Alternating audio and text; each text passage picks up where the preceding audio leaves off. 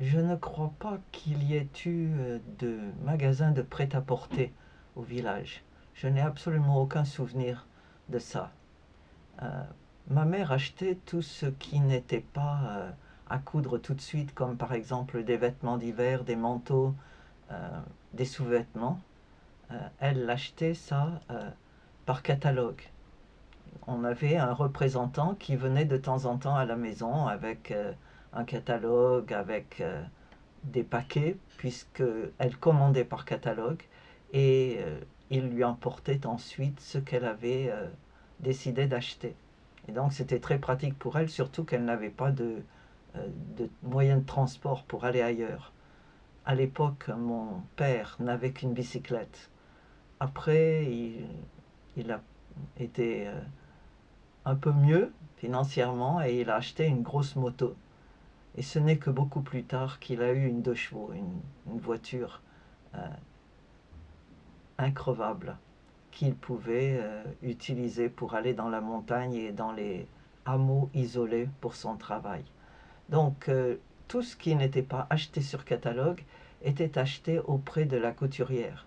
Donc ma mère apportait des tissus, il y avait beaucoup de tissus à la maison, en particulier du tissé, qui était chaud, beaucoup plus chaud, et que ma grand-mère maternelle avait ramené de Belgique, où elle avait eu un temps une entreprise textile. Et donc ces tissus, on les apportait à la couturière qui habitait au bout de la rue, et nous allions, les uns et les autres, quand il y en avait besoin, chez la couturière pour qu'elle prenne nos mesures. Elle mesurait le col, les épaules, la poitrine, la taille et les longueurs de vêtements, de robes ou de pantalons. Et après, elle cousait tout ça et ma mère allait chercher le produit fini. Une, une chose dont je me souviens très bien, c'est que cette couturière parlait d'une manière un peu étrange pour moi.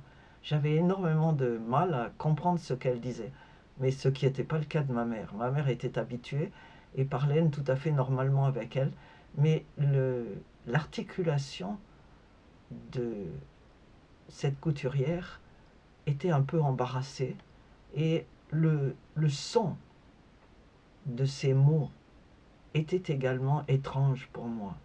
Il ne correspondait pas exactement à la conversation des autres.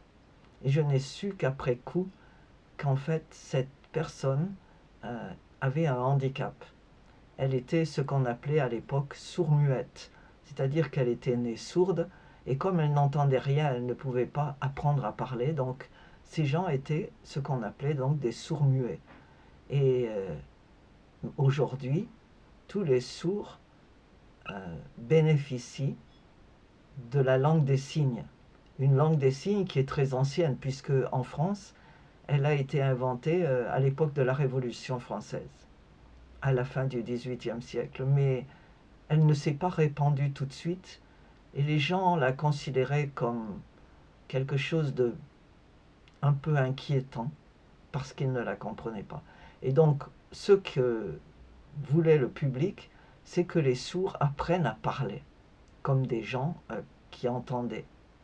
Et à l'époque, il y avait une école pour les sourds-muets à Saint-Laurent-en-Royan, quelque part dans les- la Drôme, en fait. Et donc, les sourds allaient dans cette école et ils apprenaient avec un miroir à prononcer les mots. On leur montrait, on leur apprenait comment prononcer les mots et à prononcer, à parler. Mais comme ils ne s'entendaient pas, les sons qu'ils produisaient ne correspondaient pas tout à fait aux sons d'une conversation normale. Et grâce à cette couturière, j'ai rencontré pour la première fois des gens handicapés. Et j'ai beaucoup aimé, j'ai beaucoup apprécié le fait que ma mère ne semblait pas perturbée, le moins possible, par ces conversations. Elle aimait beaucoup cette couturière, elle l'appréciait et c'est elle qui a cousu tous nos vêtements au village.